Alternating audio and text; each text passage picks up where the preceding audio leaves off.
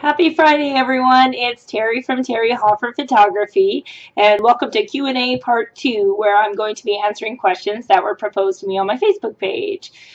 So the question I'm going to be answering today is, what advice would I give to aspiring photographers and models? Well, I think the information that I'm going to provide you today could be applied to anybody that's looking to get into a creative field or just pursuing their passion in general, regardless of what it is.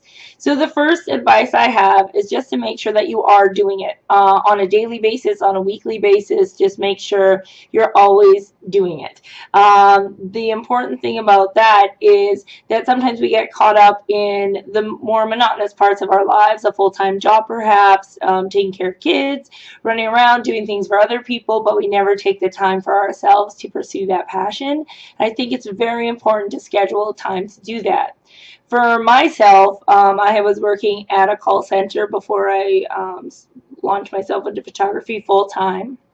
And what I found was that I would sleep in, go to work, come home, go to bed, and that was my day. For 3 months, I barely even picked up my camera, which to me was sacrilegious.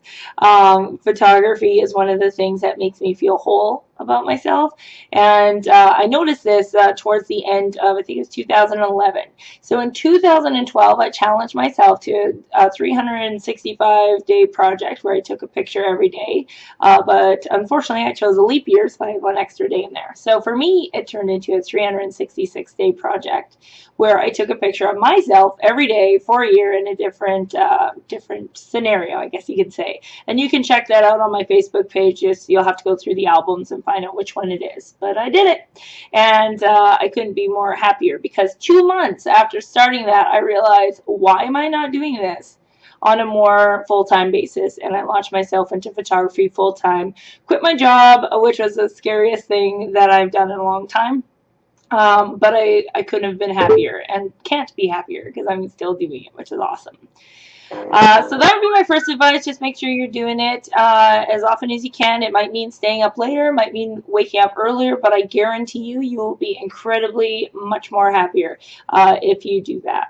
The second piece of advice I have to give is that you should not compare yourself to anybody else.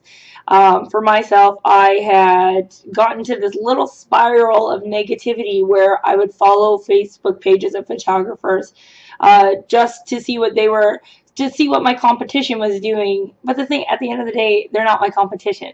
My clients are my clients. My people are my people, because I'm me and they are them. So I stopped all that, and I stopped comparing myself to everyone else, but instead I started comparing myself to my previous self and my previous work, making sure that each time I took a photo, it was better than the last. So definitely make sure, like, it's one thing to know what trends are out there or what's taking off and getting ideas from other people as far as what's working in one part of the world. But it's another thing to just envelop yourself with negativity and being jealous of other people. At the end of the day, it doesn't matter. Again, your clients will find you because you have something special to offer, as do the other photographers. So we all have our own set of clients. It's just how we have to find them that makes the difference. Last but not least, the third piece of advice for aspiring photographers or models would be that surround yourself with like-minded people. For me, creativity fuels creativity, which is why I started my photography camp once a year. Last year was the first year, but we are doing it again this year. And it makes a whole huge difference by getting around people that understand what you're doing, and just they get it. And they may have some ideas that can help you out, which you never thought was possible. So it doesn't matter if you're a photographer, model, artist, engineer, architect, anything that you are passionate about, surround yourself with those people, and you will find that your world infinitely is better than it was before. So yeah, so that, I hope that answers that question. Again, if you have any questions, you can comment below on the video here, or you can write on my Facebook page or send me an email, whatever you like, but I'm an open book. Now, if one of your questions is, why is my house so incredibly messy? It's because I am not a domestic goddess, as you can see, but rather I throw myself into my work more often. So yes, don't ask that question. All right, have a good day, everyone, and enjoy the rest of your weekend. Bye.